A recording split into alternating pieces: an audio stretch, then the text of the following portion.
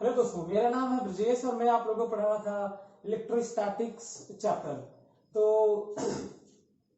हम लोग चार्ज के बारे में प्रॉपर्टीज और उसके यूजेस पढ़ लिए, कैसे प्रोड्यूस करते हैं क्रिएट करते हैं वो पढ़ लिए, और कूलॉम्स लॉ पढ़ लिए, उसकी वैलिडिटी एप्लीकेशंस पढ़ लिए और कब तक एप्लीकेबल हुआ वो पढ़ लिए। और अब हम लोग उसके इस तरह के एप्लीकेशन पढ़ रहे हैं कि arrangement of charges, point charges, discrete charges जब रखे रहेंगे तो किसी पर्टिकुलर पॉइंट चार्ज पे नेट फोर्स कितना होगा वो सब हम पढ़ रहे हैं।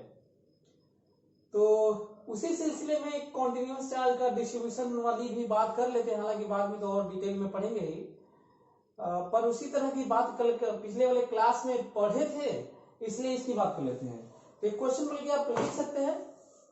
आप पेन कॉपी उठाइए, जो नोट्स बनाते हैं पूरा हर क्लास का हर सब कुछ लिखना चाहिए। जो मैं बोर्ड पे लिखता हूँ वो आपके कॉपी में होना चाहिए, और जो मैं बोलता हूँ वो जितना हो सकता है आप अपने से लिखें, वीडियो को पॉज करके लिख ले चाहे जैसे भी। तो क्वेश्चन लिखिए कि a charge q is uniformly distributed on a ring of radius r. A charge capital Q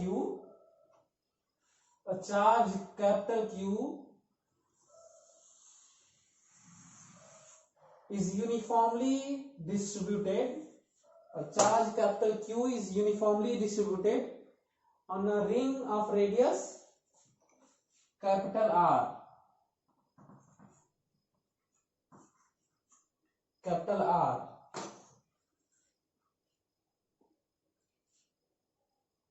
If differential length dl is cut out from it, if differential length dl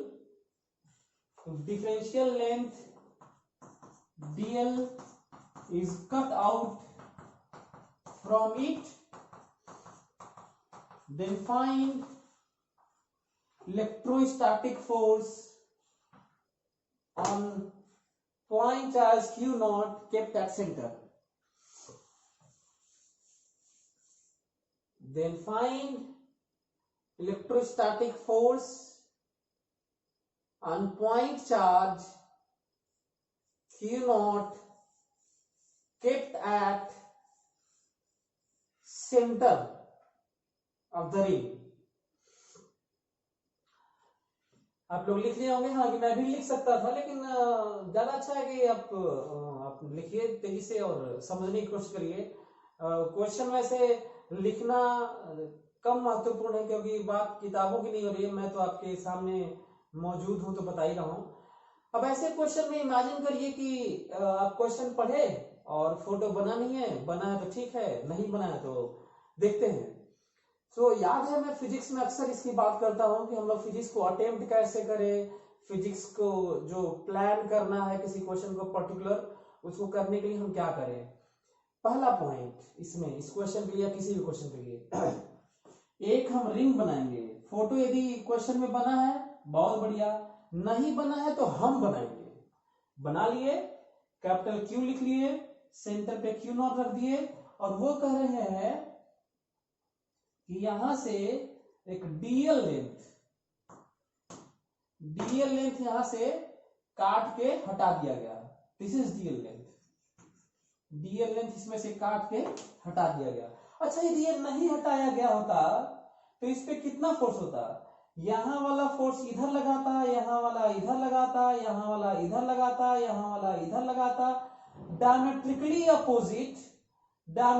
opposite एक दूसरे के force cancel होते चले जाते हैं और net force 0 होता है। इसकी बात पहले हम लोग ऑलरेडी कर चुके हैं। यदि यहाँ पे तो ये वाला जो डायमेट्रिकली अपोजिट है, ये वाला फोर्स इधर लगाएगा तो ये वाला इधर लगाएगा, ये वाला इधर लगाएगा तो ये वाला इधर लगाएगा, डायमेट्रिकली अपोजिट वाले सब कैंसिल हो जाएंगे। अब ये यदि पूरा रिंग होता तो कैंसिल हो जाता। अब ये कहा जा रहा है कि डीएल लेंथ इसमें से काट लिया गया है और आपको बताना है कि अब इस पे फोर्स कितना है। तो डीएल काट के हटा दिया। इस डीएल को कहा गया डिफरेंशियल लेंथ। इसकी जगह यूज कर सकते थे very very very small length DL, इसकी जगह यूज कर सकते थे इनफाइनिटेसिमली स्मॉल लेंथ डीएल, है ना। और हो सकता है इन सबको यूज ना करते हुए केवल डीएल लेंथ भी कह देते और मान लीजिए मेंशन नहीं करते, तो डीएल अंडरस्टूड है कि डीएल लेंथ डिफरेंशियल लेंथ ही होता है। D stands for very infinitesimally small change in length और डिफरेंशियल पार्ट ऑफ लेंथ। मैं आपको ये सब बात इसलिए कर रहा हूं क्योंकि ऐसा ना हो कि क्वेश्चन में कहीं पे इनफाइनिटेसिमली स्मॉल लिखा हो, वेरी वेरी स्मॉल लिखा हो। कई लोग तो इसीलिए इस क्वेश्चन को नहीं करते हैं क्योंकि पहली बार वो डीएल देखते हैं। हम लोग को ये जानने की जरूरत है, प्रैक्टिस करने की जरूरत है कि कहीं पे डीएल लिखा है, कहीं पे डी एरिया लिखा है, कहीं पे डी क्यू लिखा है, डी लिखा है, मतलब कुछ लिखा है जो बहुत सारी चीजें, उनका मतलब क्या है, ये बहुत जरूरी है जानना। तो घबराना नहीं चाहिए कहीं पे भी इस तरह के कुछ भी एक्सप्रेशन आए, जरूरत इसके है कि उसको समझा जाए कि उसका क्या मतलब होता है, उसका क्या एप्लीकेशन है, वो क्यों जरूरत पड़ती है, कहाँ से आई है, उसका ओरिजिन क्या है। तो जो और अदर स्ट्रीम के हैं बच्चे थोड़ा कम समझ पाते हैं, लेकिन जो मैथ्स पढ़ते हैं, मतलब जो बायो लेके पढ़ते हैं, उनके लिए थोड़ा मुश्किल होता है डिफरेंशिएशन, कैलकुलस, इंटीग्रेशन, ये सब। लेकिन जो मैथ्स पढ़ते हैं उनको पता होता है कि ये ओरिजिन क्या है, चाहे इस डीएल का क्या मतलब है। एनीवे, तो ये पॉइंट है। अब जरा ये चीजें हो गई, अब जरा देखते हैं कि फोर्स निकालना क्या है जो पूछा। अब अगला पॉइंट क्या होता है ऐसे केस में, हम लोग ये देखना होता है कि पूछा क्या गया है, उसके लिए क्या करना होगा।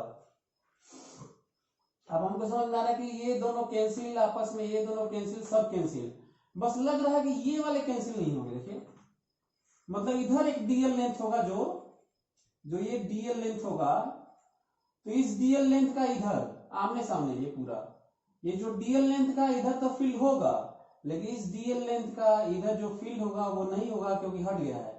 यही रहता है तो कैंसिल हो जाता है, तो बाकी सब कैंसिल करेंगे, बाकी सब कैंसिल करेंगे, बाकी सब कैंसिल करेंगे, बाकी सब कैंसिल करेंगे, सारा कैंसिल करेंगे, लेकिन ये वाला कैंसिल नहीं करेंगे क्योंकि यहाँ पे चार्ज नहीं है।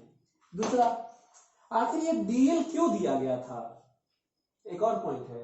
ये डीएल छोटा नहीं होता, बड़ा होता तो क्या होता, छोटा है तो क्या है, तो ये भी सब समझने की जरूरत है अप्रोक्सीमेशन के लेवल पे।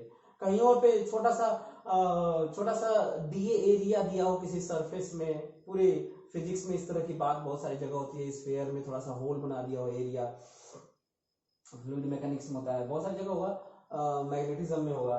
तो यहाँ पे तो उसको समझने की जरूरत है। कहीं पे भी जब चीजें बहुत छोटी होती हैं, कहीं पे भी चीजें जब बहुत छोटी होती हैं, वो चाहे किसी भी तरह की हो, तो कंपैरेटिवली जो अदर डायमेंशंस हैं उस क्वेश्चन में, चाहे उस अरेंजमेंट में, चाहे कहीं पे भी रियल लाइफ में, उसके कंपैरिजन में, उनके कंपैरिजन में वो जो छोटा सा पार्ट होता है, जो वेरी वेरी कह दिया जाता है स्मॉल, जो इनफाइनिटेसिमली स्मॉल कह दिया जाता है, जो डिफरेंशियल कह दिया जाता है ना, तो उसको हम लोग पॉइंट मानते हैं। इंपॉर्टेंट पॉइंट, बड़ा पॉइंट साइंस के लिए। तो इसका मतलब हम लोग इसको क्या मान सकते हैं, पॉइंट चार्ज। और पॉइंट चार्ज यदि मान सकते हैं, इसको पॉइंट चार्ज मान सकते हैं, तो डायरेक्ट कूलॉम्स लॉ लगाएंगे और आंसर आएगा। इसका मतलब इसके द्वारा जो ये डीएल लेंथ का यहां पे भी है, तो यहां पे चार्ज है डी क्यू, और इसके द्वारा जो फोर्स लगेगा इधर की तरफ, वही आंसर है। सो आंसर देखिए, तब आंसर है के क्यू नॉट डिवाइडेड बाय दूरी तो आर है, सो आर स्क्वायर। कुछ और भी चीजें सीखते हैं, ध्यान दिए होंगे। डीएल तो क्वेश्चन में था, लेकिन डी क्यू में अपने से माना हो इस पे चार्ज इतना सा, बाकी तो माने नहीं कैंसिल। दूसरा पॉइंट, यहां पे आप डी क्यू को सब्स्टिट्यूट करते हैं। डी क्यू होता है लेमडा डीएल होता है, लेमडा। अब फिर लेमडा एक तो नया माना, lambda charge per unit length माना जाता है। अब बात हुई चार्ज पर यूनिट लेंथ क्या है, सबके लिए ध्यान से, सबके लिए मतलब सारे चैप्टर के लिए, अरेंजमेंट के लिए दिमाग में बैठाओ, दुनिया में केवल डायमेंशन वाइज 3 तरह के डिस्ट्रीब्यूशन आपको कॉन्टिन्यूअस देखने को मिलेंगे, 3 तरह के। क्योंकि हमारी दुनिया जो बनी हुई है ना, उसमें सही में डायमेंशन 3 ही होते हैं जो विजिबल है, और अरेंजमेंट के लिए विजिबिलिटी की बात होगी। तो ये समझने की जरूरत है।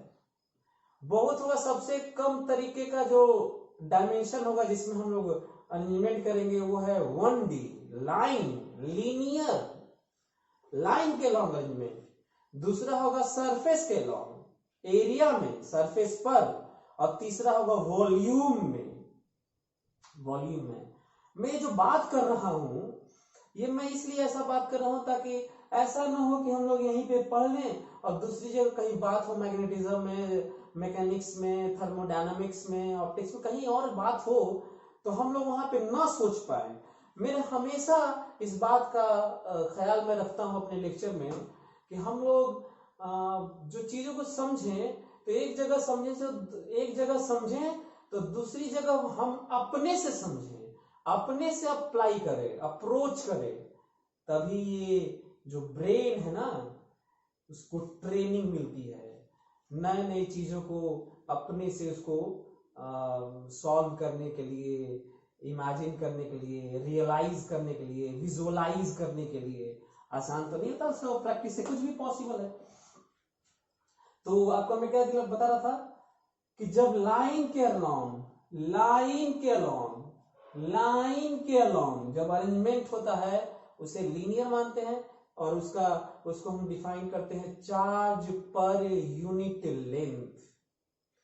जब सरफेस के अलोंग अरेंजमेंट पूरा होता है तो हम उसे सिग्मा से डिनोट करते हैं। फर्क नहीं पड़ता किसको, हो सकता है कहीं पे लीनियर को सिग्मा कर जाए, सिंबल पे कभी नहीं जाना है, सिंबल पे कभी नहीं जाना है। हो सकता है कि लाइन पे अरेंजमेंट, एरिया पे अरेंजमेंट और स्पेस में अरेंजमेंट, पूरा स्पेस में अरेंजमेंट, 3 ही। स्पेस मतलब 3D, एरिया सरफेस मतलब 2D, और लाइन मतलब 1D। लाइन मतलब 1D, एक लाइन, ठीक है, ये पॉइंट है। तो सब जगह यही तीन डिस्ट्रीब्यूशन होता है। अब इन तीनों डिस्ट्रीब्यूशन में जो अंदर में डिस्ट्रीब्यूशन में 2 तरह के, एक यूनिफॉर्म होता है, एक नॉन यूनिफॉर्म होता है। नॉन यूनिफॉर्म में उनको बताना होगा कि अरेंजमेंट कैसा है। कई बार यूनिफॉर्म में भी बता देते हैं, लेकिन यूनिफॉर्म में यदि जरूरत पड़े कहीं पे डीएल लेंथ पे चार्ज की और कुछ में डीए एरिया, डिफरेंशियल एरिया पर चार्ज की, या फिर कहीं डिफरेंशियल वॉल्यूम में चार्ज की, तो यूनिफॉर्म में आप पूरे एलिमेंट का टोटल बाई टोटल करके भी निकाल सकते हैं। तो इसका मतलब ये क्वेश्चन बहुत कठिन लैम्डा देकर बनाया जा सकता था, लेकिन अभी नहीं। जिस तरह का क्वेश्चन दिया गया है उसके अनुसार लैम्डा देखिए, total charge by total length. हमेशा जब चीजें यूनिफॉर्मली डिस्ट्रीब्यूटेड होती हैं तो टोटल बाई टोटल होता है। टोटल ये क्या है, चार्ज पर यूनिट लेंथ। यदि मैं कहूं कि आपके लिए अलग से लिख दूं कि कितने तरह के आपके पूरे कोर्स में अरेंजमेंट होंगे, तो वही मैं आपको लिख देता हूं, आपको अच्छा लगेगा। एक होता है लेम्डा, एक होता है सिग्मा, और एक होता है रो। ये क्या होता है, ये होता है लीनियर, ये होता है सरफेस, ये तो है volume. Space volume, surface area, linear line, 1 dimension. अब आगे लीनियर चार्ज लगा दें, कहिए तो यहाँ पे डेंसिटी लिख देते हैं, यहाँ पे डेंसिटी लिख लीजिए, सब जगह डेंसिटी लिख लीजिए फटाफट, है ना। तो यहाँ पे linear charge density, surface charge density, volume charge density, linear mass density, surface mass density, volume mass density. Mass mechanics में मास मास बहुत सारा फर्क नहीं पड़ता। समझने की जरूरत यह है कि ये कहीं बॉक्स में लिख लीजिए, तीन ही तरह के डिस्ट्रीब्यूशन होते हैं, और इन तीनों के अंदर में भी बात करें तो uniform non uniform, uniform non uniform, uniform non uniform. यदि यूनिफॉर्म है तो total charge by total length, total charge by total area और total charge by total volume uniform के लिए। इंपॉर्टेंट पॉइंट, यदि ऐसा है तो आंसर आ गया। देखिए कैसे, ये समझना है। ये हो गया k, what is value of D Q, q by 2 pi r into q not divided by r square, sorry dl ना,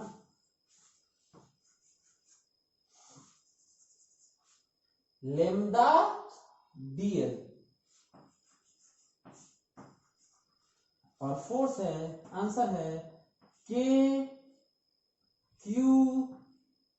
q not dl by r cube.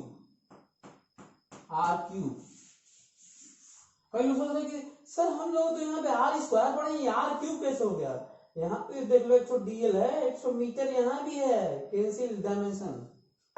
देखिए पॉइंट जो आपको समझना था, तो मैं आपको बता रहा था कि इसी तरह से स्फीयर में कहीं पे जहाँ पे एरिया हो वहां पे डी एरिया निकाल दिया जाएगा, कहीं पे कुछ और निकाल दिया जाएगा, कहीं पे कुछ और निकाल दिया जाएगा, और आपको वहां पे अपने से सोचना होगा कि यहाँ पे कैसे करें। अच्छा ये बड़ा होता तब हमें इंटीग्रेट करके यहाँ पे फोर्स निकालना पड़ता है, क्योंकि कूलॉम्स लॉ डायरेक्ट नहीं रहेगा, क्योंकि ज्यादा चार्ज के लिए पॉइंट चार्ज आप नहीं मान सकते। चीजें लंबा सा डिस्ट्रीब्यूशन हो तो पॉइंट चार्ज आप नहीं मान सकते। तो ये पॉइंट है जो आपको समझने की जरूरत थी। आगे बढ़ते हैं।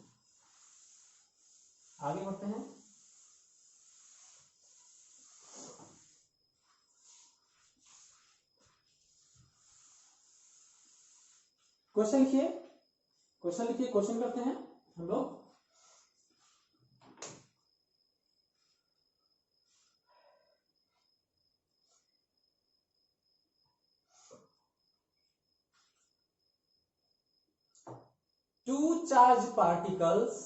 Two positive charge particles of equal magnitude Q of equal mass M, two positive charge particles of equal magnitude Q, each of mass M, are hanging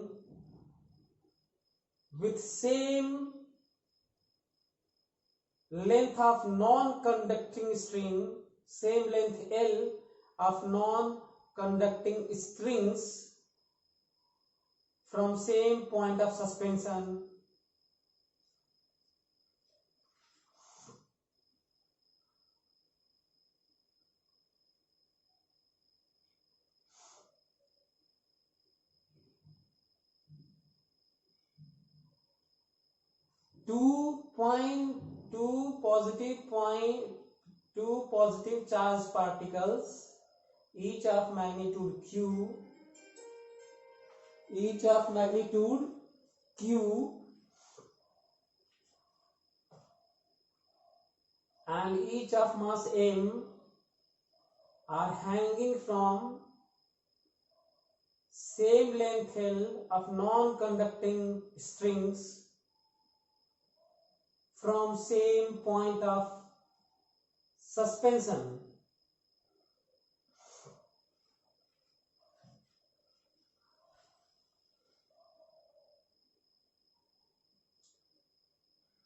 then find angle between the strings, then find angle between the strings। देखते हैं, हो सकता है कि इसमें कुछ चीजें ऐसी दे दी गई हो, पूछी गई हो जो थोड़ा मुश्किल होगा। देखते हैं कि इसमें क्या कुछ और बदलने की जरूरत है क्वेश्चन में। बस बात हो रही है कि इसके डिस्कशन की, तो हम लोग इसको डिस्कस करते हैं और समझने की कोशिश करते हैं कि क्या क्या पॉसिबिलिटीज हैं। बाकी इसके पार्ट्स में लिखवा नहीं रहा हूं, बस हम लोग देखते हैं कि इसमें क्या क्या संभावना है। केस बना के, केसेस अलग अलग बना के हम लोग स्टडी करेंगे। तो सबसे पहला जो पॉइंट है इसमें वो ये है कि जो अक्सर बात करता हूं, हमें पहले फोटो बनाना होगा।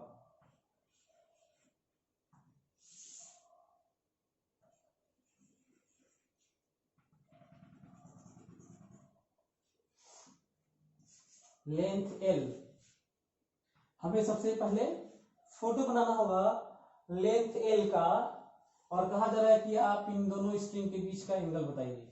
हमें नहीं मालूम कि थीटा निकलेगा नहीं, लेकिन कैलकुलेटर और ये सब चीजें यूज करके तो निकाली जा सकती हैं। अजीब से इक्वेशंस आ गए, लेकिन हम ये अभी फिलहाल इस पे डिटेल डिस्कशन करना चाहते हैं। बाकी तो जब ये चीज नहीं निकलेगा तो वो दे के क्वेश्चन कैसे बनाए जाते हैं, पहले क्वेश्चन लिख लिए जाते हैं और फिर देखे जाते हैं क्या चीज इसमें पूछा जा सकता है जिससे आसानी से निकले, है ना। तो वो वाला पूछ लिया जाता है, जो कठिन होता है उसे दे दिया जाता है। एक ये पॉइंट है जो आप लोगों को समझना है। अच्छा, इस पे चार्ज Q है और मास M है, और इस पे भी चार्ज Q है और मास M है। अब समझने वाली बात यह है कि ये दूर दूर इसलिए हैं, ये दूर दूर इसलिए हैं क्योंकि इनके बीच में रिपल्सन है। यदि इनके बीच में रिपल्सन नहीं होता ना, Q और Q पे एक दूसरे पे रिपल्सन है, कोलम्बियन रिपल्सन है, कोलम्बियन फोर्स लग रहा है, इसलिए दूर दूर है। नहीं तो mg इनको तो पास में लेके आ ही रहा था, है ना। स्टडी करते हैं। मैं अलग से फ्री बॉडी डायग्राम नहीं बना रहा हूं क्योंकि यहीं पे भी देखा जा सकता है। सो फ्री यहीं पे स्टडी करते हैं। इसका केवल स्टडी करते हैं। नीचे mg,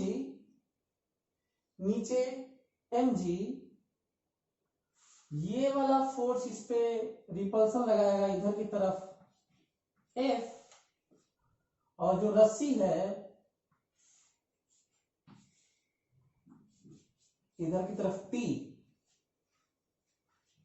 इधर की तरफ T, और ये रेस्ट में है। मेंशन नहीं है तो भी रेस्ट में मानना है। यदि मेंशन रहता तो अच्छी बात है, लेकिन नहीं मेंशन है तो कई बार ऐसा होता है कि पता नहीं चलता है कि क्या माने, रेस्ट में माने कि नहीं माने। तो बहुत सारे असम्पशन हम लोग को अपने से मानने होते हैं। ये भी एक चीज सीखने वाली बात है, क्योंकि कई लोगों को नहीं लगता है कि पता ही नहीं चलता है कि ये रेस्ट में है, इक्विलिब्रियम में है, नेट फोर्स 0 है। तीन फोर्सेस है। यदि थोड़ा सा ऐसी ही बात कर लें तो तीनों का नेट 0 है। यदि लामीज थ्योरम लगाए तो वो वाला जो आमने सामने वाला angle F by sine angle this by sine angle this by sine angle this, जो लामीज थ्योरम होता है, सामने वाला बाई साइन करके होता है। एक तो ये है, ये भी सोच सकते हैं। दूसरा एक और पॉइंट बता देता हूं, इन दो फोर्स का रिजल्टेंट मस्ट है कि इसके लॉन्ग आएगा। इसको भूल जाओ और इसकी जगह रिजल्टेंट सोचो, और रिजल्टेंट उल्टा होगा तभी ना नेट 0 होगा। मस्ट है इन दोनों का रिजल्टेंट। यदि कहा जाए कि रस्सी में टेंशन और कोलम्बियन फोर्स का नेट कितना और किधर होगा, रस्सी में टेंशन वाला फोर्स जो इस पे लग रहा है और F का कूलॉम फोर्स एक चार्ज पर, दोनों का नेट किधर होगा मैं आपको बताता हूं। नेट इन दोनों का ऊपर होगा और वैल्यू mg होगा। क्यों ऐसा कर रहा हूं? क्योंकि हमें नेट 0 करना है, तो ये समझने की जरूरत है। एक और चीज, यदि मैं कहूं कि ये टेंशन है, टेंशन और mg ग्रेविटी वाला फोर्स और रस्सी वाला फोर्स का नेट कितना और किधर होगा, तो इन दोनों का नेट इधर इतना ही होगा तभी ना जीरो होगा। इसका मतलब टेंशन का और एनर्जी का जो नेट है वो हॉरिजॉन्टल डायरेक्शन में होगा और इसका उल्टा होगा और इसी के बराबर होगा मैग्नीट्यूड में। मैं क्यों डिस्कशन कर रहा हूं इतना डिटेल में सब, क्योंकि जब ये वाली बात होगी तो कई लोगों को ये नहीं आता है। वो लोग वो केवल पढ़ते रहते हैं जो किताबों में दिया रहता है और यही चीजें बदल दी जाती हैं एग्जाम में और लोग नहीं समझ पाते कि अब क्या करना है। वो रट्टे टाइप का पढ़ते हैं, हाँ मैं पढ़ा था ऐसे करना है, फ्री बॉडी डायग्राम बनाना है और लिखना है। बेसिक बेसिक जरूरी है। ये मैं अभी क्या बात किया था, नेट फॉर जीरो, इक्विलिब्रियम की बात किया था। और ये इक्विलिब्रियम की बात नेट फॉर जीरो यहाँ केवल थोड़ी है, पूरे पूरे फिजिक्स में भरा हुआ है नेट फॉर जीरो की बात और नेट फॉर जीरो न होने की बात। मैं तो कहता हूं कि दुनिया में दो ही स्थिति हो सकती है, नेट फॉर जीरो हो सकता है या नेट फॉर जीरो नहीं हो सकता है। क्या ये अपने आप में बड़ा पॉइंट नहीं है फिजिक्स के लिए, साइंस के लिए? ये समझना है। चलिए आगे बढ़ते हैं, स्टडी करते हैं। अगला स्टेप याद दिलाओ आपको, जब हम फोर्सेस दिखा लेते हैं किसी को सिस्टम मान के, वो हम स्टडी नहीं कर रहे, केवल ये फोर्स भले ही लगा रहा है पर लगा रहा है इस पे तो इसी पे, यही बात करनी है। अच्छा उस पे भी उसी तरह की बात होगी, हमें देखना ही नहीं है, हमें ये देखना है। तो पहले सिस्टम डिसाइड करना है, डिसाइड कर लिया मैं, उसको उस पे नहीं बनाना है, इसे हमें इसी का स्टडी करना चाहता हूं। एक पॉइंट है फोर्स दिखा लिए, चलिए दिखा लिए, कहीं और भी करिएगा ऐसे ही। अगला पॉइंट होता है जब कई फोर्सेस हो तो हम लोग दो एक्स वाई एक्सिस, दो ठो एक्सिस अपने से मानते हैं। क्वेश्चन में नहीं क्या रहेगा, हम अपने से मानते हैं और सहूलियत के अनुसार अच्छा वाला मानते हैं। अच्छा वाला वो एक्सिस होता है एक्स वाई जो कम से कम फोर्सेस को रिजॉल्व करना पड़े, कम से कम फोर्सेस को तोड़ना पड़े। क्या ऐसे एक्स मानते और ऐसे वाई मानते 90 डिग्री पे तो इन दोनों को तोड़ना पड़ता, और ऐसे एक्स मानते और ऐसे वाई मानते तो इसको नहीं तोड़ना पड़ेगा, इसको नहीं, इसको तोड़ना पड़ेगा। मैं उतना डिटेल में कर रहा हूं ताकि कहीं और पे आपको ये पता चले कि कौन सा एक्स वाई एक्सिस अच्छा होता है। इतनी सारी चीजें कोई बताता नहीं है, आपको ध्यान रखना। एनीवे मेरे लिए ये है एक्स और ये है वाई। इंपॉर्टेंट पॉइंट ये है कि मैं अपने से माना हूं, इसका मतलब बहुत सारी चीजें दूसरी जगह कोई कुछ और मानना होगा, करेंट आई, टाइम टी, कुछ और मानना होगा तो आप अपने से मान सकते हैं। बस अंतर इतना होता है कि आपके रिजल्ट में, आपके आंसर में, आपके फाइनल एक्सप्रेशन में नहीं आना चाहिए। यदि आया है तो सब्स्टिट्यूट करना होगा कहीं से कुछ करके। एनीवे आगे पॉइंट देखिए ध्यान से, सिमेट्रिकली यदि ये थीटा है, अपने से माने जो निकालना है तो ये थीटा बाई 2 है, थीटा बाई 2 है। और यदि ये थीटा बाई 2 है तो ये देखिए ये भी थीटा बाई 2 है। अब मैं इसको, अच्छा हाँ, ये जब तक नहीं निकालोगे ब्रेक नहीं कर सकते, इसको ब्रेक करता हूं। इधर की तरफ आएगा t cos थीटा बाई 2 और इधर आएगा t sin थीटा बाई 2। ये समझने की जरूरत है। अच्छा एक और पॉइंट जो समझने वाली बात है वो ये है, यदि मैं इसको दूरी को मैं r मान लू, दूरी यहां से लेकर यहां तक, इस दूरी को मैं r मान लू, तो ध्यान देने वाली बात यह है कि ये है, यदि ये l है और ये थीटा बाई 2 है तो ये जो लंबाई है, ध्यान से एंगल देखो, ये एंगल देखो, l cos, एंगल के साथ cos होता है length, l cos theta by 2 ये लंबाई होगा और इस ट्राइंगल में l sin थीटा बाई 2 ये लंबाई होगा। ये राइट एंगल ट्राइंगल में, इसका मतलब r की वैल्यू हमारे पास मिल गई। यदि ये है l sin थीटा बाई 2 ये है और l cos थीटा बाई 2 ये है, तो हमें ये चाहिए था l sin थीटा बाई 2 का 2 गुना, तो दूरी है 2l sin थीटा बाई 2। अच्छा, इक्विलिब्रियम, जब भी कोई बॉडी इक्विलिब्रियम में होती है तो y अलग से 0 होता है, x अलग से 0 होता है, z अलग से 0 होता है, और किसी के अलॉन्ग नेट हमेशा 0 होता है। यदि मैं कहूं कि इसके अलॉन्ग नेट फोर्स 0 है कि नहीं, 0 है। इसके अलॉन्ग 0 है कि नहीं, 0 है। क्या इसके अलॉन्ग 0 है कि नहीं, 0 है। क्या इसके अलॉन्ग 0 है कि नहीं, 0 है। क्या इसके अलॉन्ग 0 है कि नहीं, 0 है। जब कोई बॉडी पर नेट फोर्स 0 होता है तो एक्सिस कोई भी मान लो, नेट फोर्स के अलॉन्ग कंपोनेंट के रिजल्टेंट भी 0 ही होते हैं। ये भी अपने आप में बड़ा स्टेटमेंट है। यदि मैं लाइन खींच के पूछ लेता कि इसके अलॉन्ग नेट फोर्स 0 है कि नहीं, तो क्योंकि इस पर नेट फोर्स 0 है तो किसी भी लाइन के अलॉन्ग नेट फोर्स 0 ही होगा। इसका मतलब x के अलॉन्ग भी 0 है और y के अलॉन्ग अलग अलग 0 है। इंपॉर्टेंट पॉइंट, अलग अलग 0 है। तो अच्छा, जब x का देखते हैं तो हम y का नहीं देखते, और जब y का देखते हैं तो x का नहीं देखते। तो केवल x along x axis,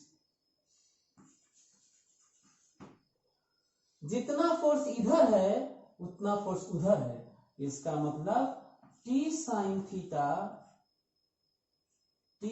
theta by 2 बराबर f है।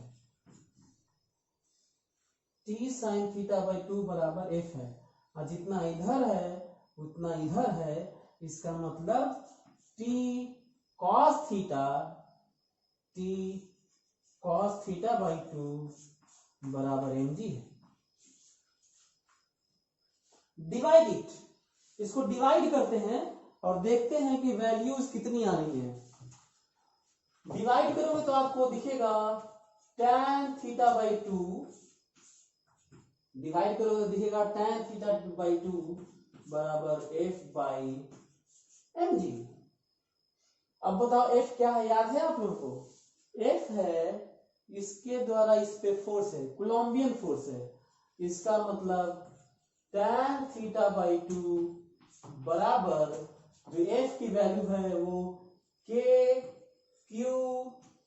q बाई, दूरी देखो जरा, वहां पे दूरी कितनी है, वहां पर r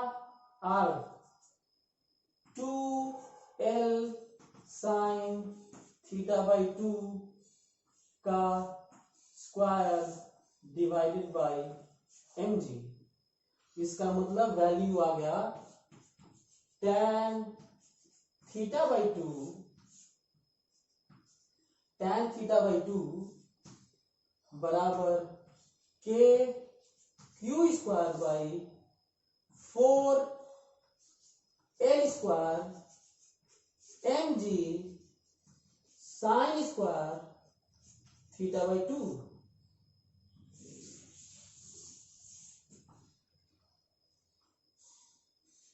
tan थीटा बाई 2 बराबर k q स्क्वायर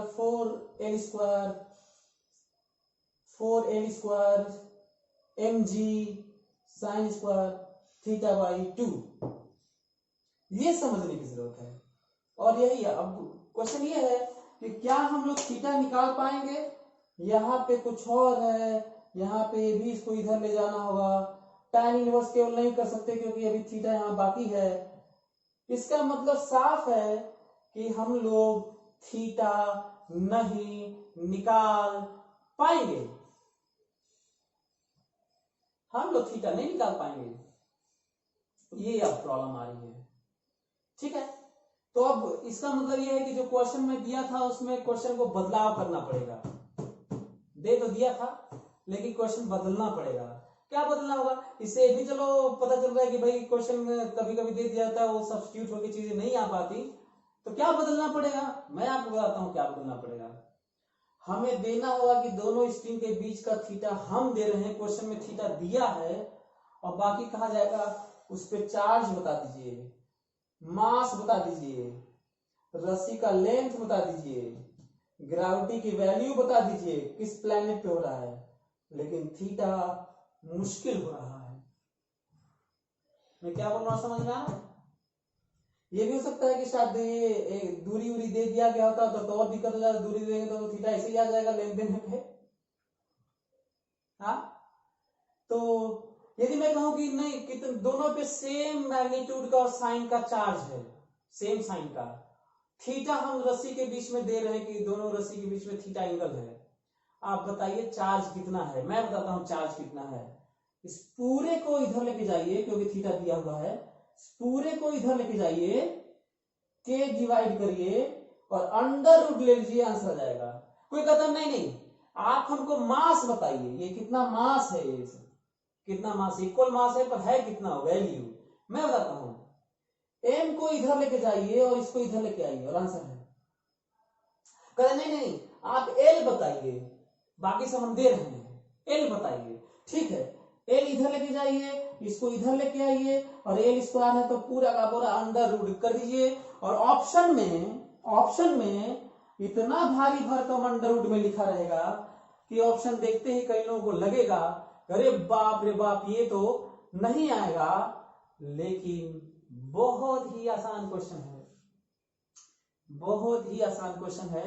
ये मैं आपको बताना चाह रहा था कि क्वेश्चन कैसे बनाए जाते हैं, वैल्यूज क्या क्या दी जा सकती हैं, एक ये पॉइंट है।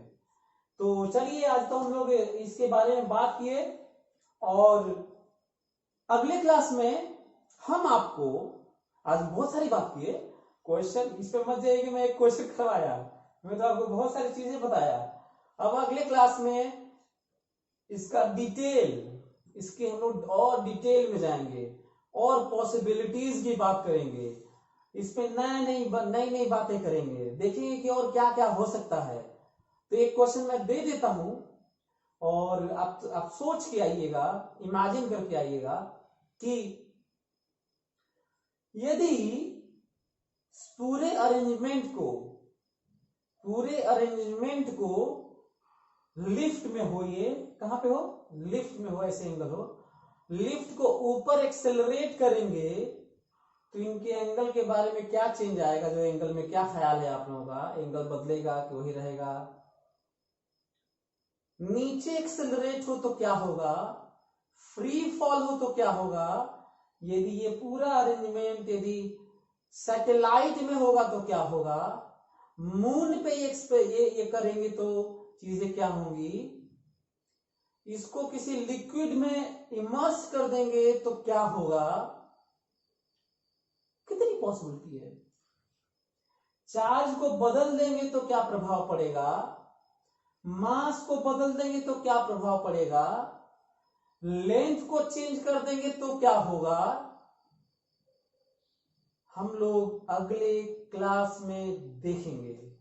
तब तक के लिए जो मैं बात किया हूं और कितनी पॉसिबिलिटीज है जो मैं बात किया हूं, उस पर आप लोग खूब चर्चा करिए, कई लोग जो दोस्त लोग हैं, और खूब सोचिए, इसमें डूबे रहिए, पॉसिबिलिटी सोचते रहिए क्या क्या संभावनाएं हैं। यही मेन है, यही पढ़ाई है, यही क्रिएटिविटी है। अपने क्रिएटिविटी को एक्सप्लोर करने के बाद विजुलाइज करिए, सोचिए कि क्या क्या संभावनाएं हैं। अगली क्लास में मिलता हूं इन्हीं सब डिस्कशन के साथ में। Thank you so much.